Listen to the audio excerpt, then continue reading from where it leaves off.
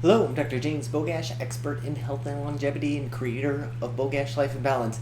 And today, been doing a lot of stuff in writing instead of video, but frustration for me, it's not that COVID isn't serious, it's not that vaccinations don't seem to be doing a good job with reducing hospitalizations and deaths, but I just want honesty and research and reporting that we can trust. Or let me back that up. The research we can trust, the reporting has lots of questions, and these are clearly designed to influence. And the one we see all the time is this scare tactic on the unvaccinated. My huge concern is that we're completely ignoring the recovered, despite the data continuing to suggest that the recovered are doing as good or better than vaccinated. But you see the reports everywhere that 130% of the deaths are in the unvaccinated crowd, which obviously that's not possible, but 92, 96, 95% of the deaths are in the unvaccinated crowd. Well, when you really look at the data, you have to look at that, and when you start looking at that, it just shreds the reporting, and it ends up diffusing the message. Because when people hear the real story, you lose all credibility with that. And in particular, there was a study in the Kaiser Family Foundation does a lot of research, keeps track of a lot of data, and they did a reporting looking, because the CDC doesn't do a very good job of looking at deaths in vaccinated versus unvaccinated. That's just a reality. It's not something that they report. But so Kaiser looked at all the states that had data and pulled it out for vaccination. And so they determined, and if you look at the numbers, then generally, I looked at Arizona's numbers because I'm familiar with Arizona Department of Health Services. They have a really good COVID dashboard, and I'm comfortable and familiar with it. And so if you look at that, in the Kaiser Foundation, they point out that 9,232 deaths occurred. 92% of them were in the vaccinated. You're like, oh my God, this vaccination protects wonderfully. Until you look at the reporting period, and that's where things fail. The reporting period started January 1st, went to July 14th. This is like saying, well, everybody who died in 2020 was unvaccinated. Well, the obvious answer is, of course, because we didn't have a functional vaccine at that time. And this is not too far off. So in Arizona, what ended up happening is we had a pretty big spike January, February.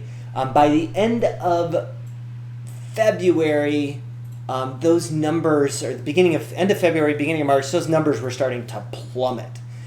And vaccination, you can look at this Arizona DHS, and again, these are similar throughout the Arizona DHS isn't anything different than the other states that report. I'm much more comfortable with that dashboard, but you could certainly look at your own, and you'll probably find that the data is similar.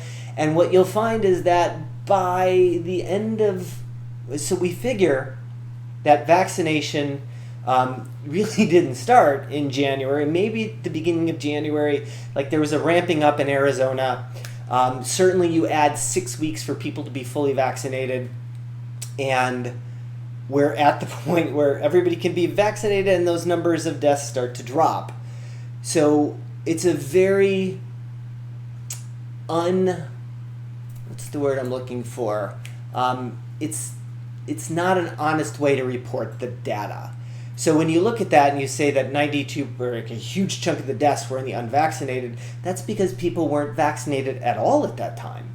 You'd really have to start taking the data past where a certain point was unvaccinated, most people were vaccinated, or a good percentage were vaccinated, then look at that data. Without that, when people find out that they started the reporting when the deaths were starting to go down, that's really insincere. Now, it's very clear from looking at the Kaiser Foundation that that's what had happened. Almost every state, except maybe one or two, starts reporting for January 1st. Some of them it's February 1st, but that's pretty consistent across the board.